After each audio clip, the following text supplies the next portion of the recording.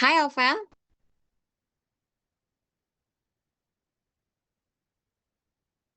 Halo dokter, halo, halo, halo, hai. habis dibantai kami dok. Oh ya, dibantai apa? IPN apa pangan dan nutrisi 55 soal, 1 menit, satu soal, soalnya di layar. Oh iya, siapa tuh? Bro Sweety. Offline. Iya sama dok Agung. Ngasih taunya H-1. Aduh, Dia ngasih taunya H-1 dan soalnya baru semua. nggak ada review lebih tepatnya dok. Oh iya, nggak ada review. Ya, Iya dan memang beliau itu dua dua killer ya. iya selalu offline beliau tuh. Iya, emang kalian tadi offline berarti ujian IPN-nya? Iya dok. Oh ya? Hmm, iya makanya nggak tidur. Oh my God. Praktikum. Pak, gini, praktikum pakan dan nutrisi itu. Oh enggak. Tadi praktikum apa tadi ya? Farmasi. Tapi sorenya Mhm. langsung UTS offline. Padahal baru dikasih tahu kemarin malam. Jadi belajarnya sangat mepet. Iya, mepet banget itu. Berarti UTS kalian baru itu aja tadi IPN itu aja. Oh enggak dok. Maksudnya kami habis kena bantai. Kalau UTS sudah banyak kok yang udah dok. Oh, udah ada banyak yang udah. Oke. Iya. Kena Oh bantai. offline satu lagi dok. Itu Apa? interna hewan besar. Doknya dok Dian dosennya. Oh, Offline. iya. Offline. Ya. Karena hewan besar ya. Ya pengganti dok Iya. Batan. Hmm. Hmm, Kapan UTS internal hewan besar? kayaknya minggu depan. Tergantung dosennya maunya kapan. Oke. Tapi dok Dian baik. Kenapa? Tuh, Dok Dian itu baik. Baik. baik banget, baik. Cuman ya itu nggak enaknya offline. Iya sih. Jadi harus belajar lebih ekstra. Harus kita Iya. bahas internal hewan besar aja gimana? Boleh dok, tapi yang lain teman-teman yang lain lagi pengen bahas apa? Siapa tahu enak Ya, interna. internal hewan besar atau teman yang lain mau bahas resep. Ayo teman yang lain mau bahas apa? Aku ngikut. Iya, iya, iya. Oke deh. Oke, kita sambil nunggu teman berapa menit ya, teman-teman yang lain. Nunggu lagi bentar.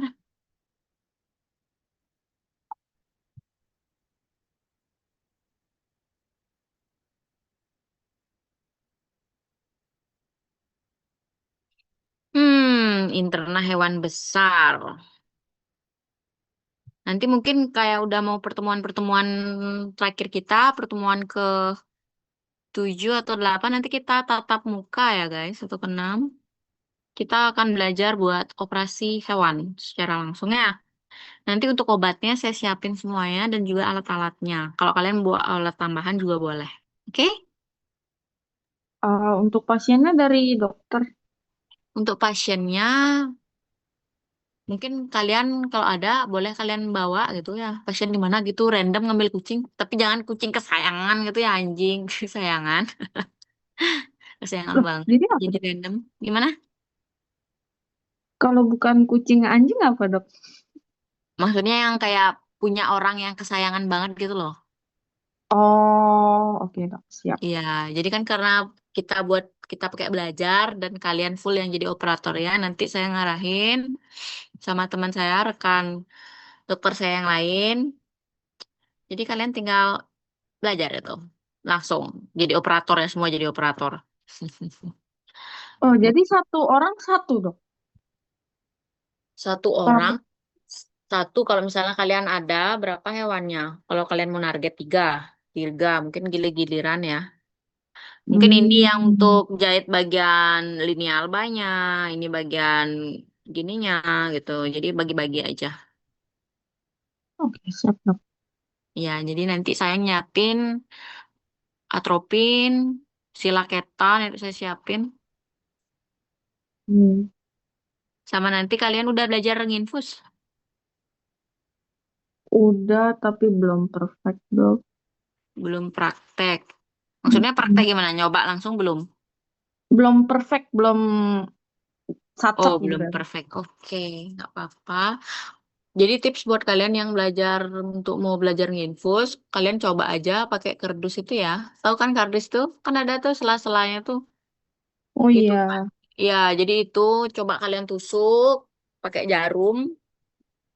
Kalian akan ngerasa kalau misalnya udah mau masuk gitu di selanya itu, berarti udah bisa Hmm, gitu. Tapi nanti cobainnya langsung di hewannya langsung.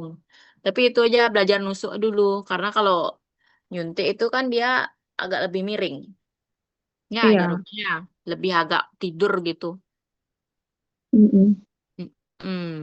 Lebih miring gitu. Oke, kita akan next. Kapan itu nanti saya jadwalkan gitu. Karena kan kalian yang VSL masih sistem yang lama jadinya. Jadi kita VSL itu udah sekarang masuk sistem baru. Jadi emang udah saya legalkan. Udah saya legalkan. Nanti kita akan ada di Jimbaran, guys. Jadi kita ada ruang Yeay. kelas. Ya, jadi kita ada ruang kelas teori, ada ruang laboratorium, laboratorium bedah dan juga anatomi kita ada, sama ada ruang mikroskopnya juga gitu. Udah dilegalkan. Ada Jadi Microsoft, Dok. ada, Oh my God. ada. Akhirnya. Ya, jadi untuk itu untuk khusus yang buat baca patologi sama yang koas. Karena kita VSL itu udah buka dari yang semester 1 sampai koas. Yang koas sudah mulai. Wow. Jadi tadi saya tuh habis ngajar yang anak-anak koas. Stase Hmm, hmm. stase laboratorium yang 10 SKS itu ada patologi, virusnya, ada bakteri gitu. Jadi itu tadi Selamat anak. dokter sudah Terima kasih. expand. Terima kasih banyak guys, berkat doa kalian sih, berkat dukungannya gitu. Dan sekarang saya juga nggak sendiri juga, ada rekan-rekan manajemen yang bantu saya, ada manajernya, ada tim digital marketing, ada konten kreatornya juga, ada akuntannya ya, Wow. akunting. Jadi jadi ada orang-orangnya semuanya, pengajar kita ada 5 sampai 6 orangan gitu. Wow. Ya, jadi selama ini kita itu ngurusin itu. Ngurusin itu. Iya, itu. Nanti kita ada di Jimbaran. Semisal kalau kalian nanti berminat buat join lagi, kayak nanti khusus yang member ini bakal saya kasih diskon nggak ya? Diskon spesial VIP. Ya, jadi Jadi, kita, ya jadi, jadi nanti ada chapter 2 atau gimana, dok? kayak langsung ke kurikulum baru. Oh, langsung. Ya, langsung ke kurikulum baru. Jadi pendaftarannya itu baru. Jadi sistemnya baru, Vel. Nanti ngubunginnya pun nggak lewat saya. Jadi lewat adminnya, Vel ya. Ada Oke. namanya Kak Tasya. Tapi Jadi dia gimana? tapi berarti selesain yang 16 kali pertemuan itu dulu ya, dok. Baru ke Iya, kurikulum baru. baru Atau kurikulum baru. kurikulum barunya itu di semester depan, Kurikulum baru itu kita start di bulan Juni. Juni. Juni. Siap, Juni. dok. Jadi ya nanti mungkin akan diumumkan lebih lanjut ya antara Juni atau Juli gitu. Karena kalau koas itu udah mulai sih. Yang koas. Ada yang USC juga udah mulai. Tapi nanti akan diumumkan lebih lanjut sama adminnya gitu. Selama ini kan Instagram kita tuh private. Nanti akan di open publik. Iya. Ya, jadi nanti akan di open Yeay. publik semuanya. Yeay, jadi seperti itu untuk VSL. Biar lebih Siap. merambah, soalnya kita bukanya bukan se-Unut aja, tapi kita buka se-Indonesia. Yeay. Ya, jadi se-Indonesia. Such a big work. Ya, bener banget. Jadi itu emang besar banget. Dan itu dah, eh, jadi kita kayak ada sistemnya tuh tutup. Jadi nggak ada perpanjang gitu lagi, Ovel. Kalau misalnya mau join lagi, Hmm. itu harus nunggu bukaan selanjutnya. Jadi nggak ada Hmm. perpanjang. Iya, jadi kayak masuk kalau udah slotnya semua terpenuhi, udah nggak bisa masuk lagi. Soalnya bukanya se-Indo. Oh, jadi kecepatan ya.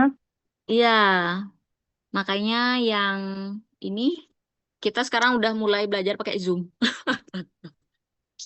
Oh iya, pantesan kok nggak jimit lagi. Iya, ini sudah Zoom resminya, sudah nggak ada Jimit. Jadi itu kemarin kita udah pertemuan beberapa offline, tapi untuk sementara karena kita masih kayak kerja jadi ngurus-ngurusin semua biar lebih rapi dan proper baru kita buka untuk offline secara full. Gitu. Hmm. Ya, Semoga lancar ya, Kak. Astungkare, thank you ya guys. Semoga nanti Wish bisa all kita the ketemu best. di pertemuan berikutnya, bahkan koas semoga kita bisa ketemu ya. Iya. Iya, tadi soalnya ada beberapa koas ya, saya juga kaget. Koas-koas tuh mereka kayak masih agak bingung buat baca patologi, histopatologi. Kalian masih ada yang bingung baca histopatologi? Dasar-dasar, bedain hemoragi, hiperemi. Oh, tentang hal itu kemarin, Dok. Kemarin ada soal kan. Kalau misalnya organ itu terlihat kemerah, kalau hiperemi warnanya apa, terus kalau kongesti warnanya apa. Terus kan aku ingat ajaran Kak Winda kan. Kalau Ya, hiperemi itu merah gitu kan. Tapi Dok Cardena kebalik, Kak. Kalau hiperemi itu merah segar, iya, kalau merah segar. kalau Kongesti itu kongesti merah yang pucat. gelap, agak gimana ya, gelap, tapi nggak yang kayak hiperemi. Gimana? Hmm, Iya, merah segar dia, Beb. Semua itu semua sama. Hiperemi, hemoragi, kongesti, bukan yang mereka juga sama merah. kongestinya dia bilangnya merah gelap. Iya, merah gelap, benar. Saya tunjukin foto ya, mau nggak? Boleh. Iya. Habis itu gimana lagi Dok Kardena bilang?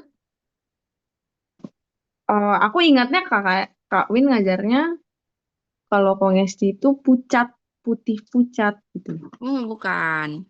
Oh, berarti aku Beli, salah Beb. ingat. Iya, yang ini sebentar saya tunjukin foto. Baru saja tadi saya bahas itu topiknya di koas. Nah, dia ya. Tapi yang susahnya itu kalau misalnya ngelihat di jurnal gitu kan, Dok. Terus Oh, bingung ya? bukan di jurnal kayak kelihatan jelas gitu yang mana yang mana. Tapi kalau udah megang preparat, aduh, Preparat gini, stopat. Bingung. iya kalau ngeliat langsung di mikroskopnya kayak ini Beda apa? lagi. Iya, benar. Hmm. Kalau jurnalnya tuh beda. Kalau untuk di mikroskopnya tuh kelihatan beda lagi. Jadi emang gitu. Mana ini ya gambar saya? Hmm. Jadi emang kongesti itu dia merah gelap. Jadi kayak merah kebendung gitu loh. Kebendung, merahnya Hmm. gelap. Sedangkan kalau hiperemi dia tuh merahnya tuh segar, agak keping-pingan, tapi dia warnanya nyebar. Itu hiperemi. Oke. Kalau hemoragi Oke. kan dia emang merah pendarahan dan itu emang nyebar banget semerah itu gitu. Hmm. Iya, jadi itu sebentar mana ini gambarnya. Nggak ada kok ngesting ini. Oh ya, Kak Win, Ya, ini kita nunggu yang lain atau gimana, Kak? Nggak enak sama yang lain, rasanya aku nggak kayak apa-apa. ngobrol berdua dong. Kita langsung mulai aja ya. Berarti kalian mau bahas mana nih? Hewan besar, resep, patologi. Yang lain maunya apa? Yang lain Coba mau yang lain maunya. ayo Lara, Ririn, Gita, Kalau dari aku yang itu aja dok, yang patologi itu aja. patologi. Oke, patologi. Patologi kita bahas laporan kasus nih mana? Mau nggak? Boleh. Kita lihat ya. Share screen. Hmm.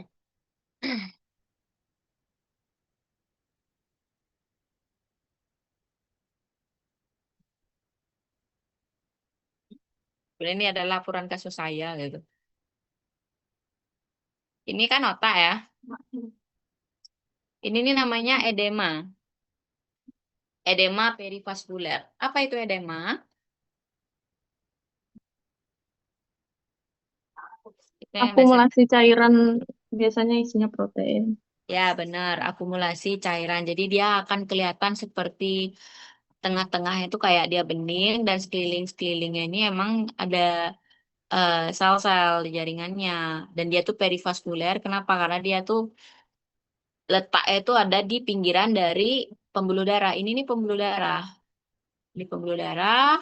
Jadi di tepian dari pembuluh darah ini ada edema yang putih ini dan sekelilingnya ada sel. Makanya disebut sebagai edema perivaskuler ya. Edema. Jadi itu. Ini otak ya. Otak, bahasa anatominya kan dia ensepalon. Karena dia ada infiltrasi sel radang. Kalau ini di zoom in, ini ada kayak titik kecil. Ini berupa limfosit. Limfosit gitu. Ini limfosit. Ini limfosit gitu. Kalau misalnya di zoom in lagi. Jadi ketika ada sel radang, otomatis imbuhan di belakang nama ensepal itu ada radang, ada Itis. itis. Ya, ingat ya, kalau ada peradangan pasti ada itisnya. Ensepalitis, jadi ada terjadi peradangan di otak.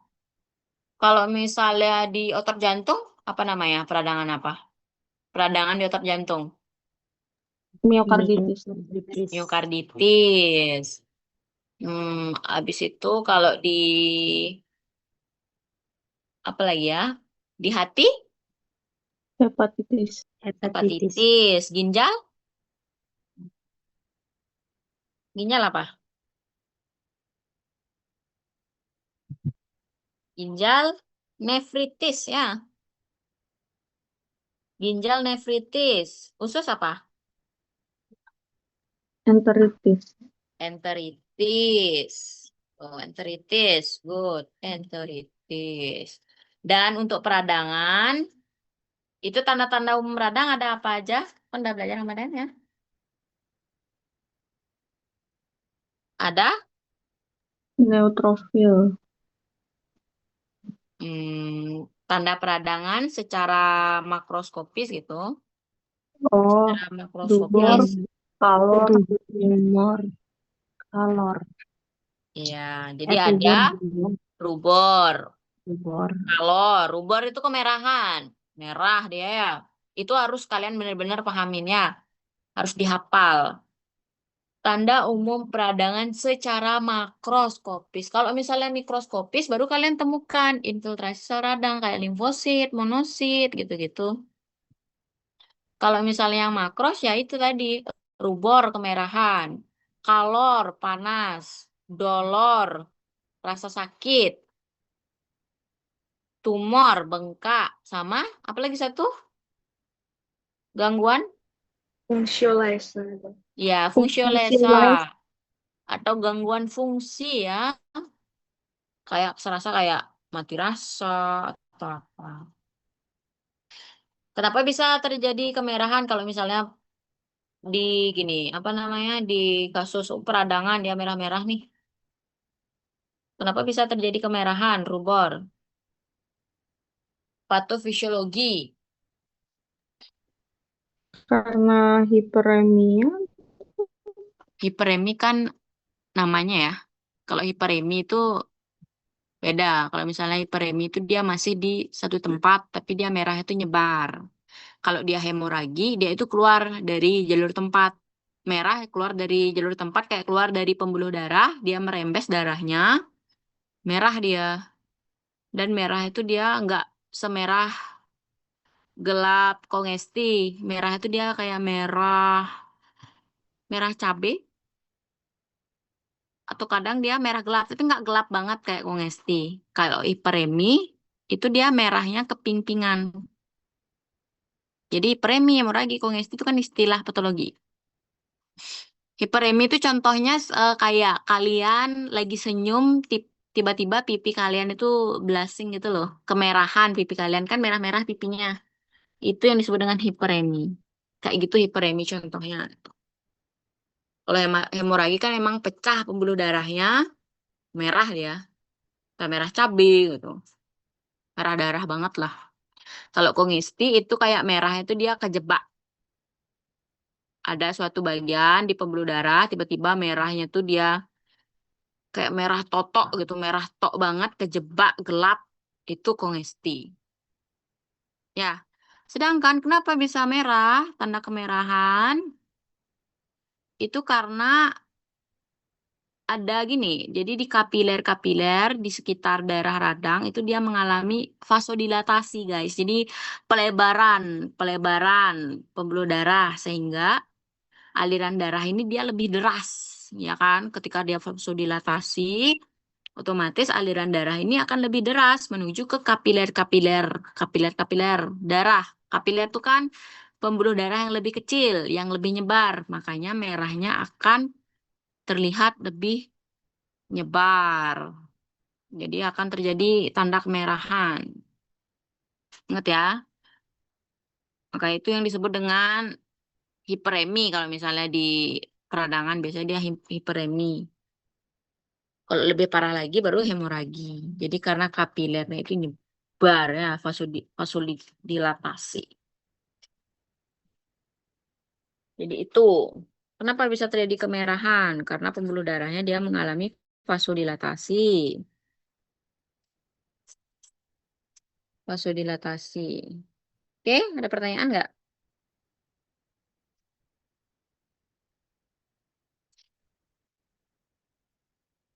Dilatasi ya. Jadi itu setelah merah apa tadi? Merasa apa? Kalor. Kalor, panas. Panas ya.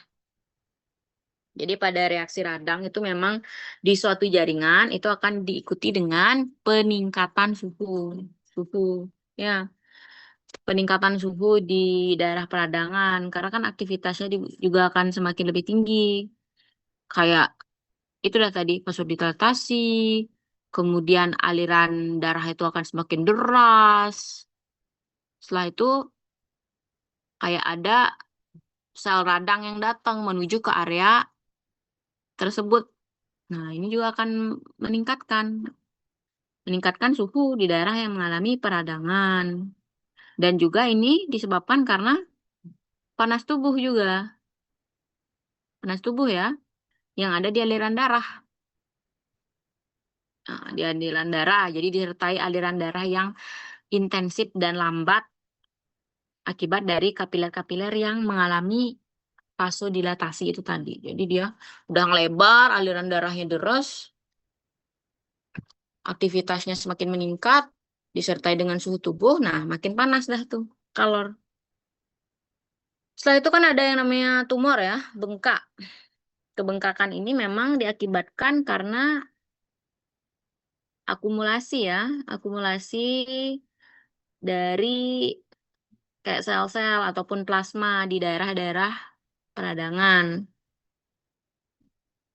Ya, jadi emang awalnya vasodilatasi dari kapiler di daerah radang, kemudian dia akan menyebabkan rongga antar endotel.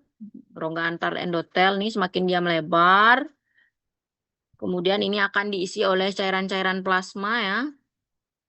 Cairan plasma ini dia merembes sampai ke saluran atau rongga-rongga tadi itu dan akhirnya terakumulasi dan akhirnya dia makin besar dan mengalami pembengkakan di jaringan itu. Jadi itu. Oke? Kalau rasa sakit, dolor, ya ini timbul karena adanya tekanan ya. Tekanan dari akumulasi cairan tadi itu, si plasma itu. Jadi ditekan pada syaraf-syaraf tepinya dia. Pasti kan di setiap jaringan tuh kalau kalau selain pembuluh darah itu juga ada syaraf tepi.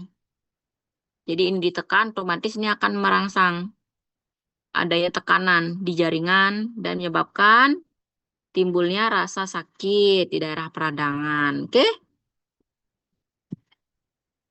Ketika dia timbul rasa sakit yang berlebihan pada suatu daerah peradangan, ini akan mengganggu fungsi kerja dari jaringan itu. Makanya disebut dengan gangguan fungsi atau fungsiolesa. Ya, rasa sakit berlebih, fungsi terganggu, ya makanya gangguan fungsi. Tiba-tiba aja ngerasa kayak mati rasa gitu, apa gitu. Ya, ada pertanyaan nggak untuk limbah tanda peradangan secara makroskopis? Kalau mikroskopis kan ada infiltrasi dari sel radang berupa kayak limfosit ataupun juga monosit atau neutrofil, eosinofil atau basofil ya.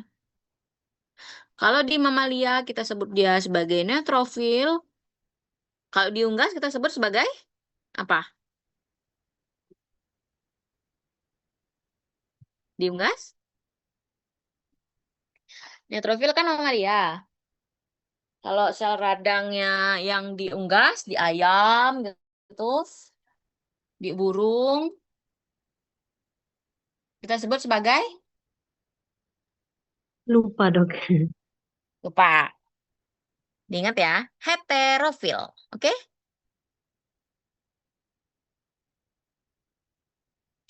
Jadi heterofil kalau diunggas. Kalau di mamalia, netrofil. Jadi itu. Jadi ingat kalau penamaan radang, kalau misalnya kalian lihat dah di preparat patologi, kalau udah ada infiltrasi sel radang kayak limfosit, monosit, eosinofil, basofil, neutrofil, ataupun heterofil kalau diunggas, pasti itu organnya mengalami peradangan.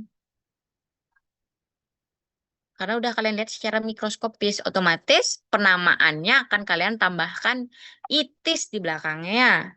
Jadi nama organ, baru di belakangnya itis. Kayak tadi, otak, encephalitis. Kemudian hati, hepatitis. Ya. Kalau kulit, dermatitis. Oke? Peradangan pada kulit, dermatitis. Itu dia. Dari radang itu kita bisa berbicara banyak sekali. Ada pertanyaan nggak? Atau yang dibingungin?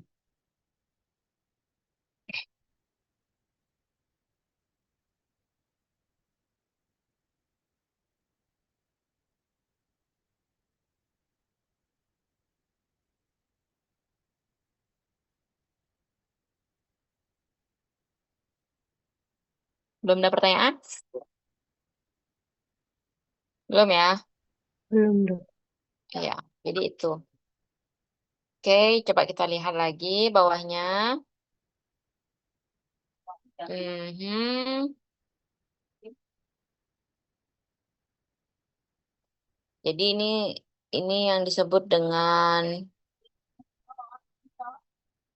yang ini ya, yang lingkaran kuning nih nekrosis ya. Nekrosis itu apa nekrosis?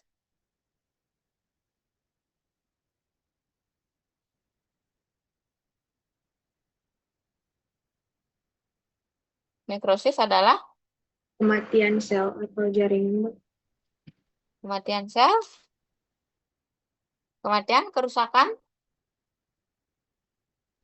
Kerusakan.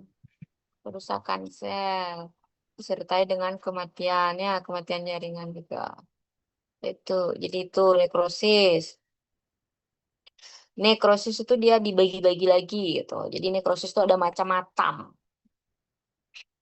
Nekrosis itu ada macamnya. Kalau misalnya dibedakan atas tipe, itu dia ada 3 tipe ya nekrosis.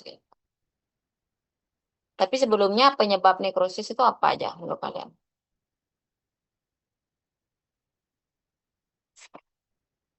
Nekrosis ini kan dia tampak dia memang seperti sel-sel hidup di sekitar sel-sel mati gitu. Dan kalau di nekrosis ini biasanya dia masih ada kayak eritrosit di sekitar sel-sel mati. Kemudian dia tuh terdapat kayak zona radang gitu loh guys di sekitar sel atau jaringan yang mati. Nekrosis, kematian sel atau jaringan ya. Kemudian akan disertai dengan adanya kerusakan dari sel itu. Jadi memang faktor penyebabnya itu banyak banget kalau untuk nekrosis. Selain nekrosis itu juga ada istilah yang namanya kayak nekrobiosis. Pernah dengar nggak?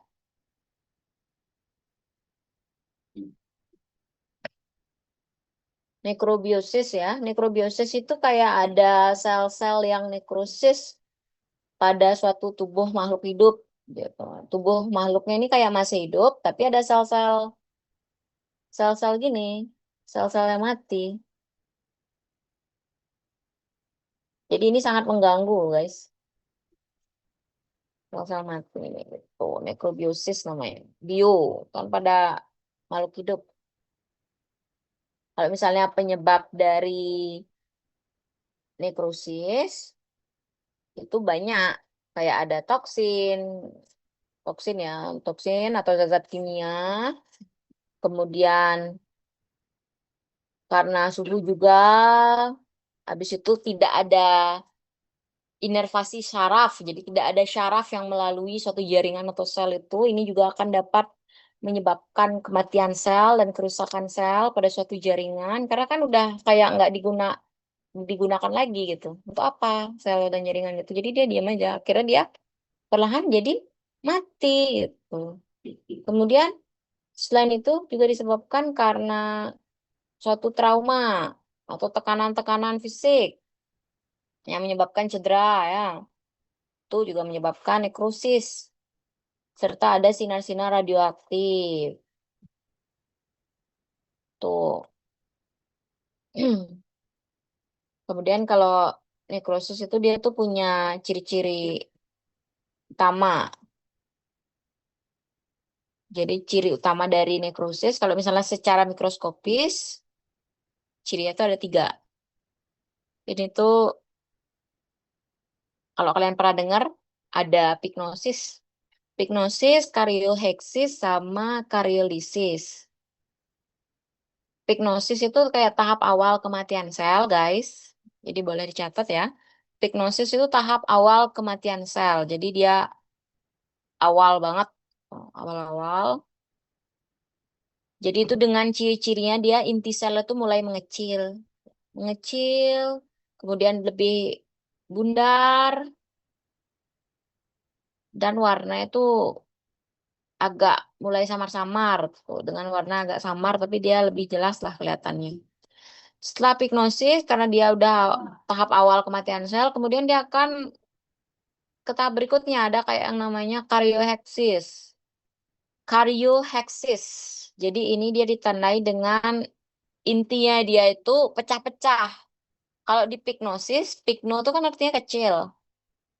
Pignosis itu dia kecil intinya, kemudian dia setelah itu intinya tuh akan jadi pecah-pecah. Inti selnya. Inti sel itu dia akan jadi pecah-pecah. Ini yang disebut dengan karyoheksis. Karyoheksis. Nah, setelah itu dia akan mengalami lisis, pecah dia, pecah, hilang gitu, kayak hilang suatu bagian kayak ini dah. Kardiolisis ini merupakan tahap akhir dari nekrosis dan akhirnya dia nekrosis sempurna dah itu. Udah mati dan rusak total ya ini. Walaupun ada sel-sel darah merahnya di sekelilingnya gitu dan ada sel hidup lah di sekelilingnya ini gitu misalnya. Jadi ini udah nekrosis. Jadi ini kalau misalnya udah rusak kayak gini ini merupakan tahapan gini, tahapan yang paling terakhir ya, kariolisis, namanya juga lisis, pecah atau hilang.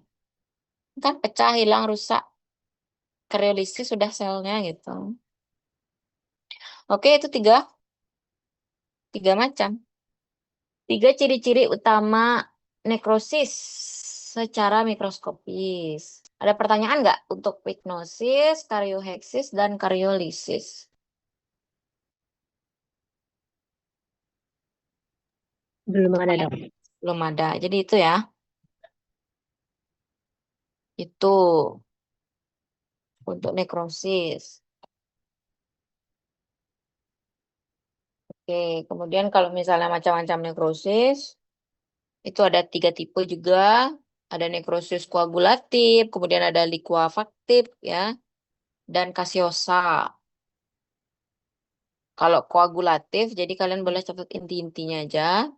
Koagulatif itu dia kayak kematian jaringan, tapi hanya secara lokal. Jadi sel sama jaringannya itu masih kita kenalin. Oh kayak gini misalnya. Oh ini kayak bagian dari trakea gitu. Bagian dari trakea. Masih kita kenali karena di sekelilingnya itu kayak masih kelihatan utuh. Cuman di suatu bagian aja yang dia nekrosis. Maka ini disebut sebagai nekrosis koagulatif. Kematian jaringan secara lokal. Yang ditandai dengan masih dikenalinya struktur atau sel dari jaringan. Sel dan jaringannya itu ya. Itu koagulatif secara lokal jadi dikenali. Kemudian kalau yang macam nekrosis yang lainnya tuh ada nekrosis likuafaktif namanya. Liqua, namanya juga liqua, liquid gitu. Gini berasal dari kata liquid yang artinya cairan. Otomatis ini adalah nekrosis yang ditandai dengan adanya massa cairan. Mana nih ya? Mana cairan? Biar lebih jelas.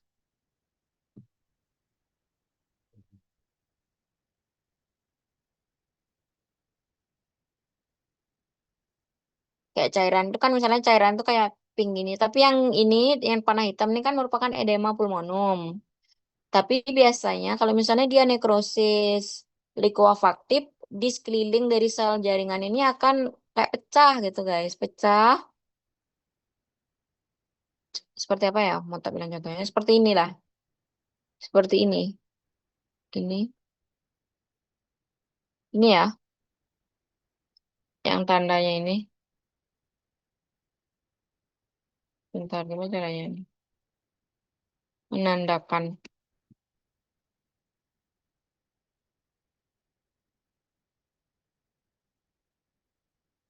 Izin off sebentar dokter. Oke. Silahkan.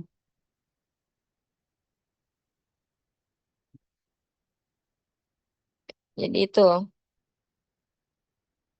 Jadi dia kayak ini kan edema pulmonum. Misal kalau dia sel tuh jaringan pinggirannya tuh dia pecah atau rusak, kemudian ada kayak gambaran kayak halus-halus, kayak cairan. Jadi itu disebut dengan nekrosis likuafaktif.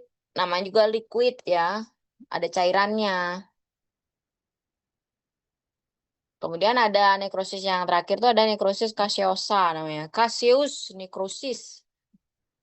Kalau nekrosis kaseosa itu dia berupa adanya kematian lokal jaringan pada individu. Jadi kayak hilang struktur sel, inti gelap, dan debris-debrisnya tuh hilang. Gitu.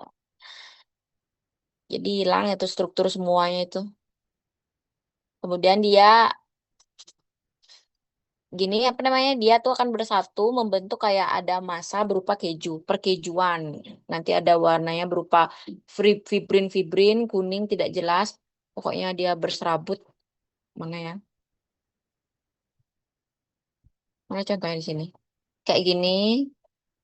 Kayak gini-gini guys nih. Ini merupakan nekrosis kaseosa. Jadi ini udah dia menimbulkan kayak serabut-serabut. Kalau ini kalian lihat secara kasat mata tidak melalui mikroskop, dia tuh akan membentuk kayak lapisan keju. Keju yang putih kuning tuh loh. Ini bentuk lapisan keju di jaringan masela ini. Tapi ketika dibuatkan preparat, dia akan tampak seperti ini. Ada garis-garis, buram, samar-samar, banyak gitu ya. Itu yang disebut dengan nekrosis kaseosa. Jadi ini jantungnya. Jadi jantungnya ini udah nekrosis, kemudian ada fibrin atau ada keju-kejunya ini. Ini otot jantung ya. sama selaput jantung. Jadi di sini tuh dia radang. Ada sel radang di sini. Cuman kalau di zoom baru kelihatan. Makanya kita sebut sebagai perikarditis fibrinosa et myokarditis nekrotikan. Jadi di selaputnya, jadi selaputnya yang tipis ini kan selaput selaput dari jantung ya, perikardium ya. Dia tuh mengalami peradangan karena ditemukan adanya infiltrasi sel radang, perikarditis gitu. Dan fibrinosa, ini fibrin namanya, yang tadi, yang kayak saya bilang ada keju-keju itu. Ini perikarditis fibrinosa et mio. Ini mio, ini kan ini merupakan struktur histologi dari otot jantung. Ya, miokardium atau miokarditis. Miokarditis nekrotikan. Jadi ini dia nekrosis. Makanya disebut dengan nekrotikan. Ya, jadi seperti itu. Ada pertanyaan?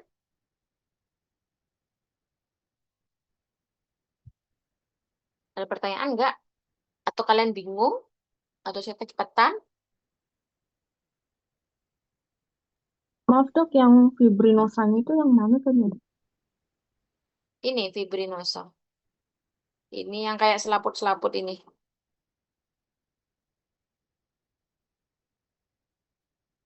Ini selaput-selaput. Ini selaput-selaput ya, selaput-selaput bening ini. Ini merupakan fibrin. Ini fibrin. Fibrin itu kalau di bahasa Indonesia kan itu kayak keju, ada selaput atau lendir, tapi lendirnya tuh yang bener-bener warnanya kayak keju atau susu kental manis gitulah. Itu merupakan toksin ya. Toksin yang diproduksi oleh bakteri E. coli dari strain APEC gitu, APEC. Yaitu akan memproduksi toksin-toksin gitu. E. coli ini yang memproduksi toksin hingga dia gini, apa namanya? Mengganggu fungsi dan kerja dari jantung karena dia E. coli-nya tuh dia diam di jantung. Harusnya kan E. coli nggak diam di jantung kan? Karena E. coli-nya diam di jantung, akhirnya dia memproduksi toksin dan dia mengganggu fungsi dari jantung hingga menyebabkan adanya kematian pada suatu hewan. Terutama ini ada kasusnya ayam. Makanya itu karena ada fibrin ya. Fibrin itu kan toksin dari E. coli. Otomatis suatu organ ini dia akan bekerja dengan mengerahkan bala bantuan dari sel-sel radang tadi itu. Kayak ada neutrofil, eosinofil, basofil, limfosit, monosit menuju ke daerah peradangan ya, daerah tempat adanya E. coli. Ngapain di sana sel darah putih itu? Ya, melakukan proses yang namanya ngapain sel darah putih, guys? Di suatu area peradangan. Boleh diulang dok? Oke, jadi gitu. Jadi E. coli kan harusnya nggak diam di jantung, ya nggak? Harusnya E. coli diam di mana? Di usus dok. Iya, di usus. Kan kayak flora normal ya. Tapi kalau memang berlebih banget, ya menyebabkan diare kalau E. coli pasti. Karena di usus, semua itu pasti banyak banget ada bakteri. Tapi tiba-tiba E. coli kok ada di jantung? Ya, karena dia bisa menyebar melalui pembuluh darah.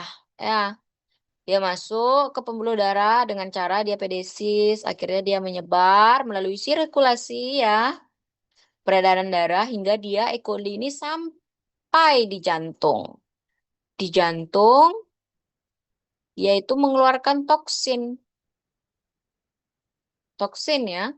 Toksinnya itu berupa si fibrin ini atau lapisan seperti keju. Toksinnya ini yang dikeluarkan oleh E. coli di sel dan jaringan ini akan mengganggu fungsi dan kerja dari jantung ya, bayangin aja. Di jantung ada E. coli, habis itu dia tiba-tiba ngeluarin toksin racun ya.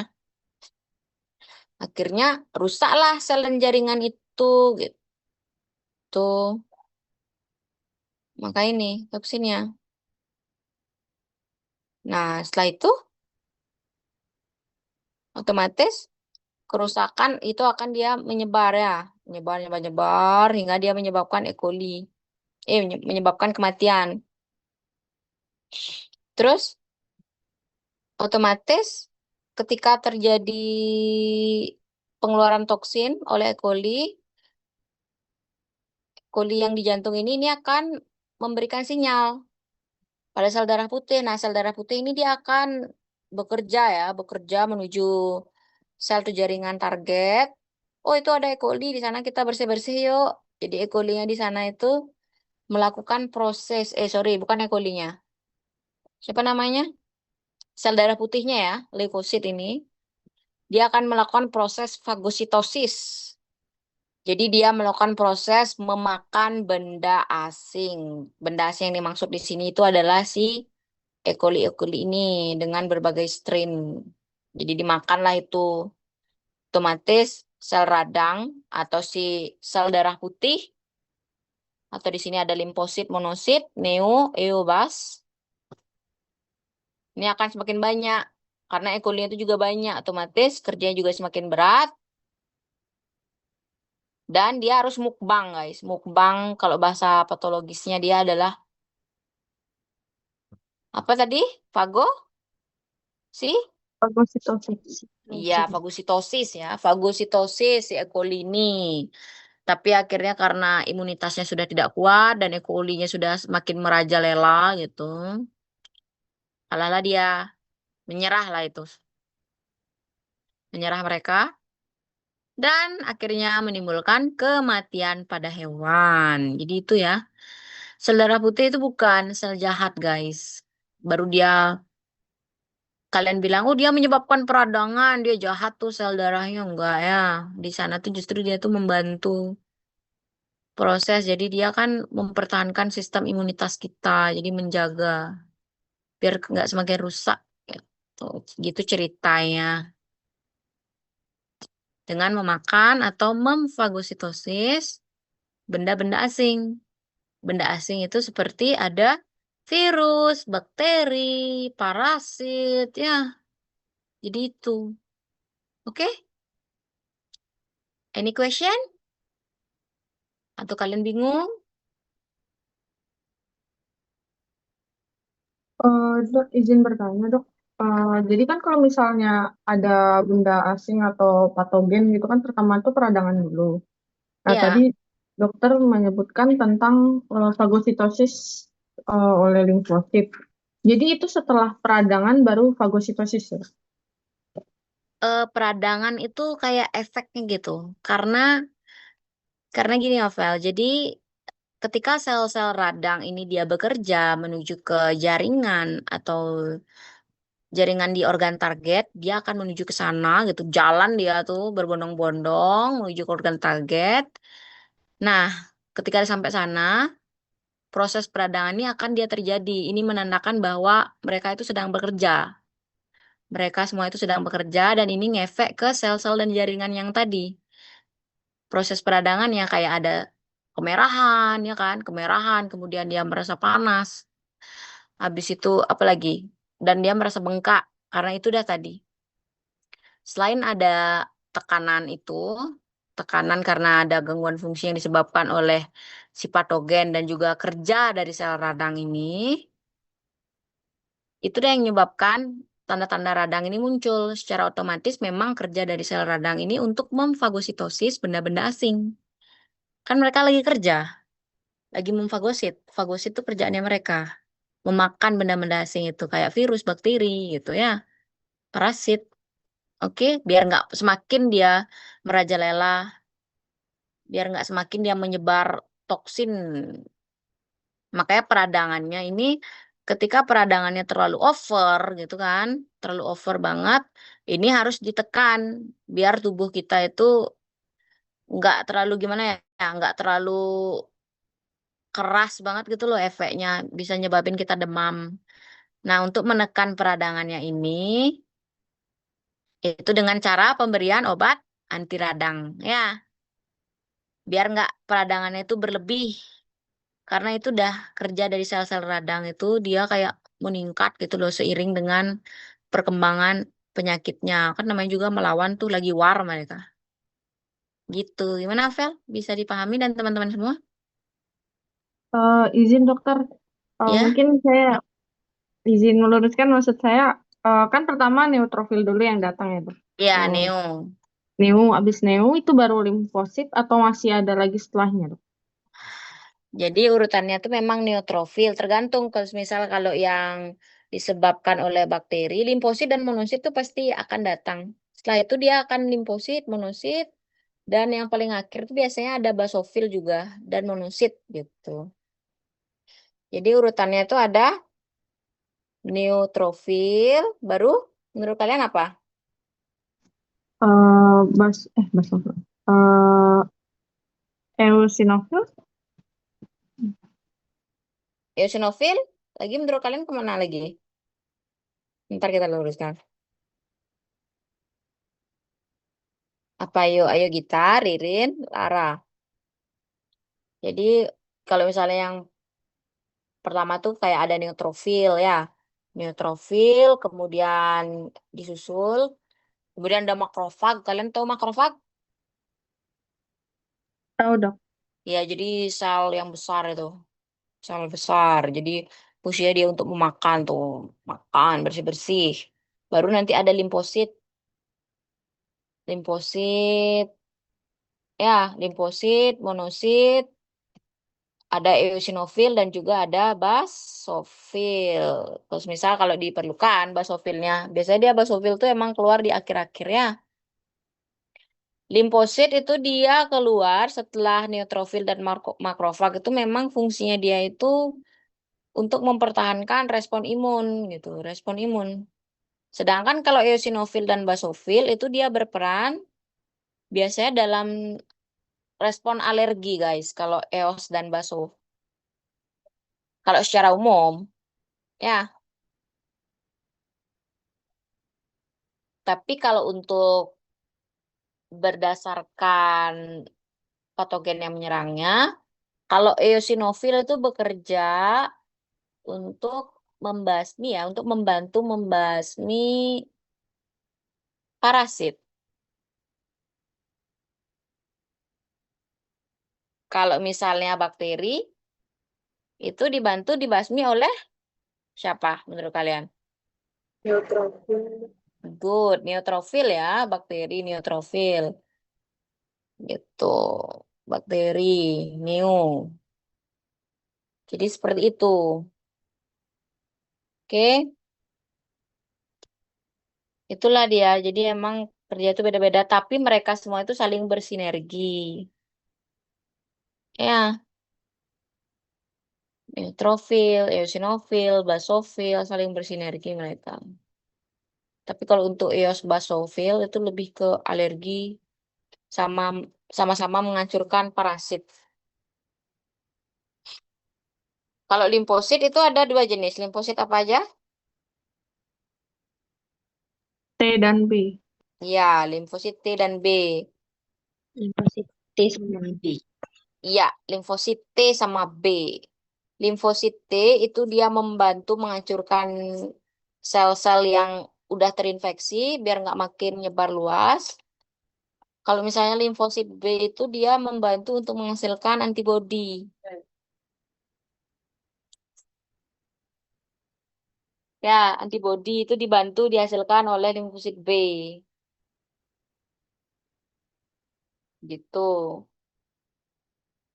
Neutrofil ingat untuk membantu menghalangi infeksi yang disebabkan oleh infeksi Bakteri. kuman dan bakteri ya, bakteri. Jadi diingat nanti selama-lamanya diingat ingat ingat ingat. Oh, neo bakteri.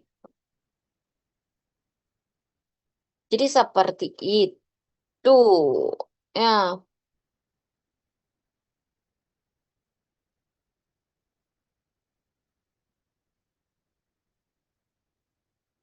oke. Ada pertanyaan nggak lagi? Mereka tuh sama bersinergi Maaf melakukan dok, fagositosis. Gimana? izin memastikan tadi kalau yang parasit EOSI ya. Iya, parasit. Oke, makasih dok. Parasit eosinofil.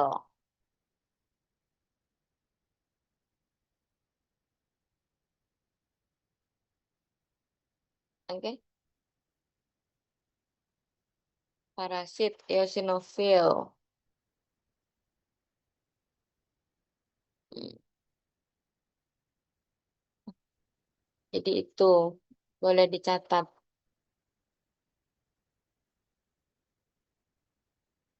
Masih ingat kan bentuk-bentuknya? Masih dok. Masih. Jadi itu. Hmm. Kalau parasit darah, siapa yang bantu ikut gini, bantu bekerja? Sel darahnya, sel darah putih. Eosinofil. Iya, sama eosinofil ya. Eosinofil. Jadi seperti itu.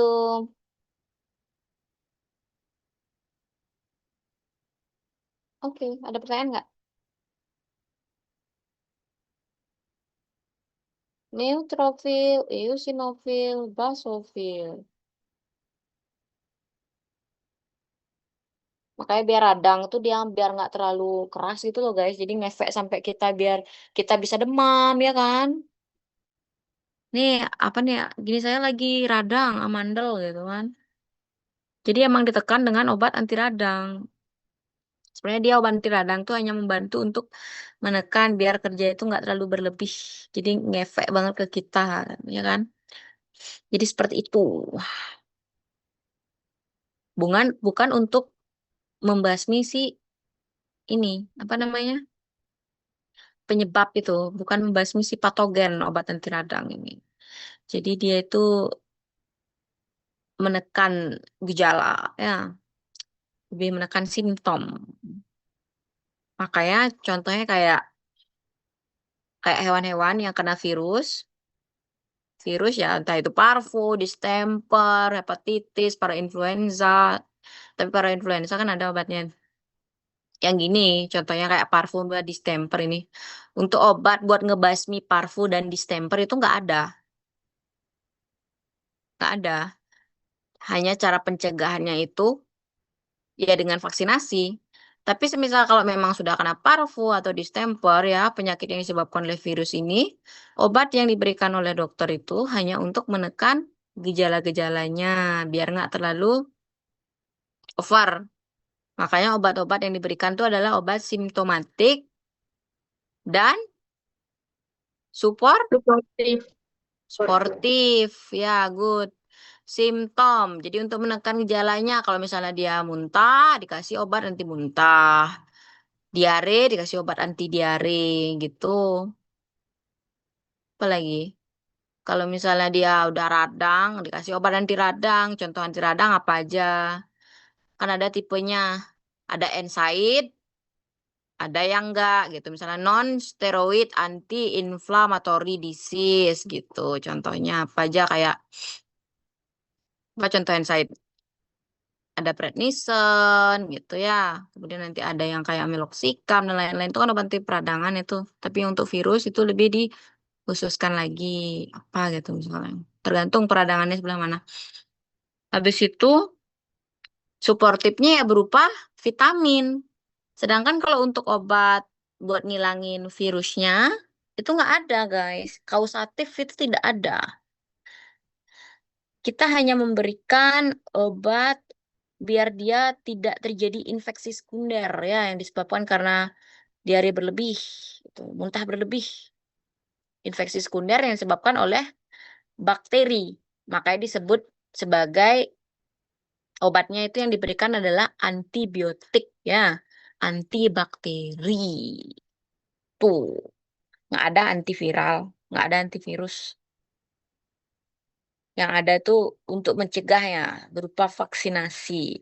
Kenapa obat virus itu terutama kayak parvo, distemper, misalnya ASF itu nggak ada obat kayak gitu. Kenapa? Misal kalau kalian nanti ditanya, entah sama klien ya atau sama dosennya, Dok, kenapa sih kok nggak ada obat untuk virus? Kenapa dokter cuma nyebutnya obat-obat untuk menekan gejala gitu? Misalnya kalian nemu, ada klien kayak itu nanya, gejala sama dokter ngasih vitamin, emang vitamin bisa giniin, nyembuh gitu, nyembuhin dia. Ya kita kan untuk membantu imunitasnya dia. Tetapi kenapa untuk virus tidak ada obatnya mayoritas? Kenapa seperti itu? Ada yang bisa jawab?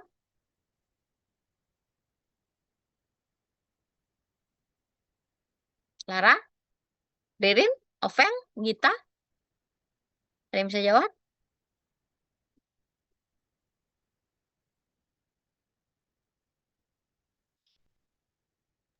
Iya, Terima Dok. kasih.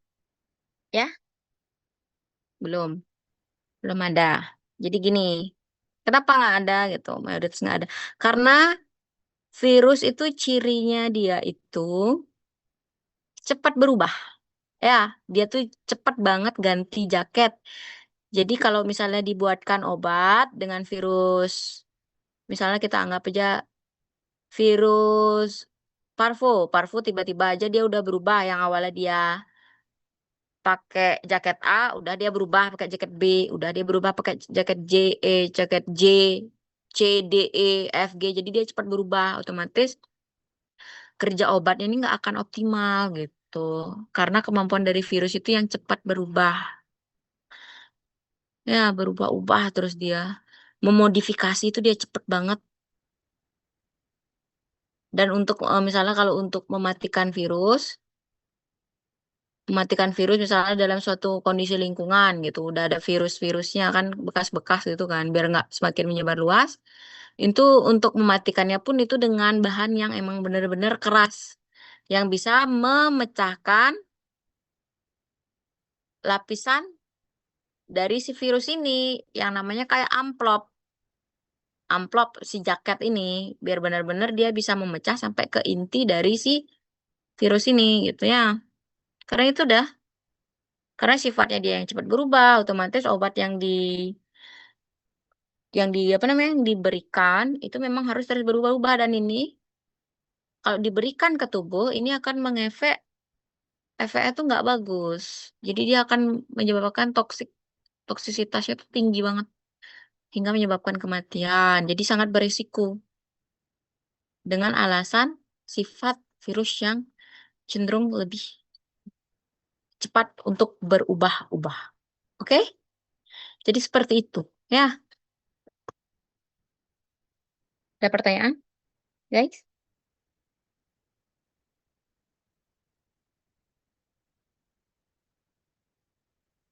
Any question? Belum ada, Dok. Belum ada. Tapi apakah bisa dipahami atau kalian justru bingung? Terlalu cepat?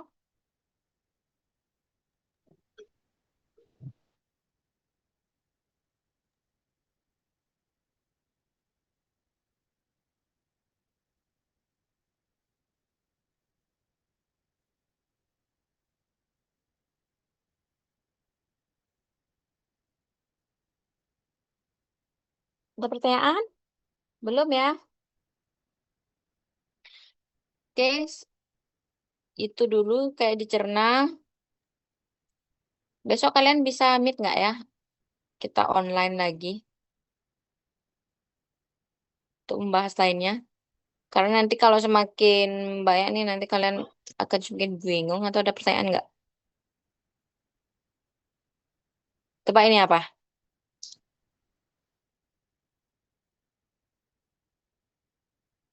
Ini jaringan apa?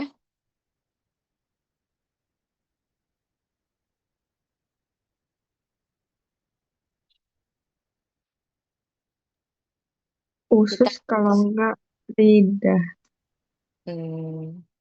ini usus ya.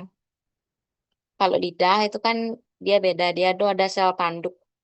Ini kan dia ada filinya ya. gitu. Kemudian dia ada sel-sel goblet, ada sel-sel panet. Jadi dia beda banget. Ini jadi ada yang bulat-bulat ini merupakan usus. Ini bulat-bulat di bawahnya ya. Di bawah fili ini merupakan lenjar. Jadi seperti ini. Dan ada sel-sel goblet, sel panet. Jadi ini merupakan usus. Coba kita sebelum kita akhiri kita main ini, main tebak-tebakan dulu. Yang panah biru ini apa? Ini apa? Nama patologinya, Dok. Ya, patologi. Itu dia kenapa?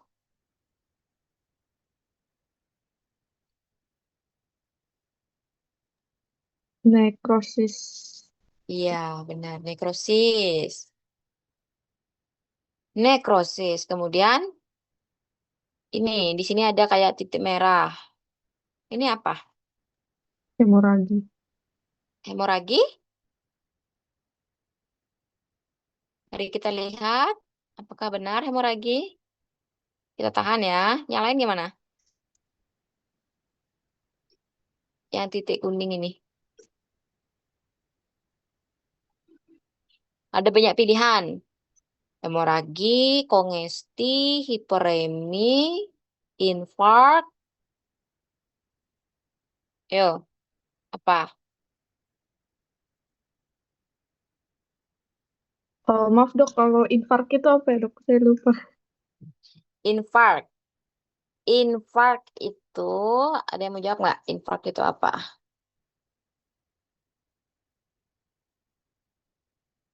Infark. Oke, jadi infark itu di mana kayak suatu sel itu dia mengalami kematian, kematian karena kayak kekurangan suplai darah ya. Jadi ada infark, biasanya ini dia serangan jantung. Kalau misalnya kan kondisi kayak serangan jantung itu dia akan terjadi infark myocardium. Jadi tiba-tiba kayak ada ngejendal, pokoknya dia ngejendal dan tuh agak kelihatan lebih besar. Itu disebut dengan infark. Jadi adalah suatu kondisi jaringan tubuh itu mati karena kekurangan suplai darah, infark.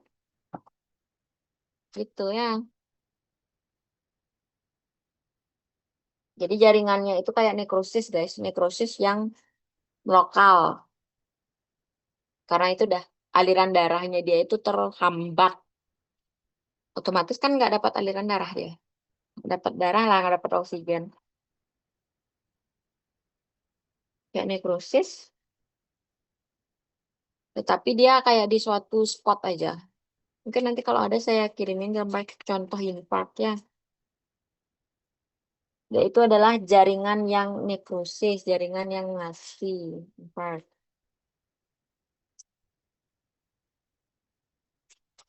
Itu. Karena dia tidak teraliri darah. Oke? Jadi yang kuning, mari kita lihat jawabannya. Apakah benar? Nah, nih, panah kuning. Hemoragi. Hemoragi ya. Hemoragi. Ini panah hijau. Ini ada sel heterofil, guys. Sel radang ini.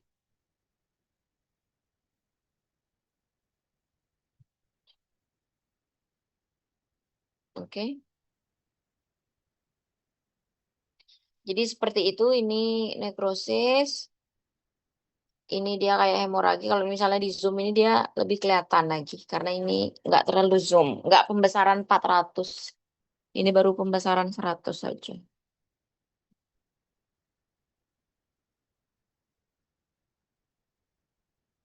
Oke, ada pertanyaan?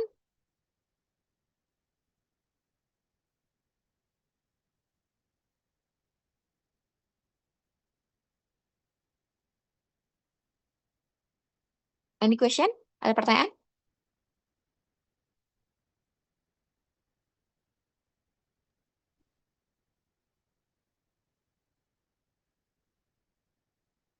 Belum ada pertanyaan ya? Dari saya belum, Dok. Belum Oke. ada, Dok. Oke. Belum ada, Dok. Oke, jadi ini hemoragi ya. Ini hemoragi, ini nekrosis. Gitu. Hemoragi itu pokoknya dia pendarahan tapi dia keluar dari jalurnya. Jadi dia ngerembes, ngerembes semua itu hemoragi. Kalau hiperemi, dia itu merahnya nggak kayak gini. Hemoragi itu kan merahnya emang kayak gelap gitu. Tapi nggak segelap kongesti. Kongesti itu kayak ada suatu lokalan gitu. Nih kongesti. Ini kongesti. Ini kongesti kayak lokalan gitu ya. Lokalan. Jadi beda banget nih kongesti kan lokalan kayak di suatu titik. Ngespot tapi dia gelap banget. Ini karena pencahayaannya kurang diatur. Jadi dia kelihatan seperti ini guys. Kongesti dia ngespot di suatu tempat. Jaringan atau sel gitu. Kalau hemoragi dia tuh ngerembes. Ngerembes dia. Nyebar hemoragi. Hiperemi itu dia merahnya segar, tapi dia berwarnanya lebih kepingan ya, pink. Warnanya itu agak pink. Pinknya tuh bisa dikatakan kayak gini, hiperemi gitu. Tapi ini karena dia kayak agak ada bening-beningnya dan dia memenuhi suatu rongga,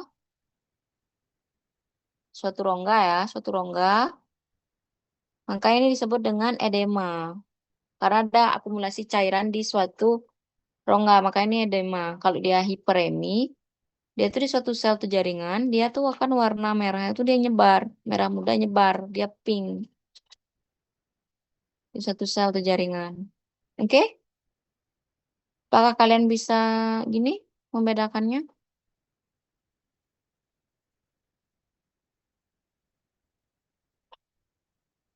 Ya, oke. Jadi seperti itu ya. Kalau misalnya kalian ada pertanyaan atau diskusi, kalian bisa chat saya atau kirimin fotonya. Kalau misalnya kalian bingung. Oke? Jadi itu guys.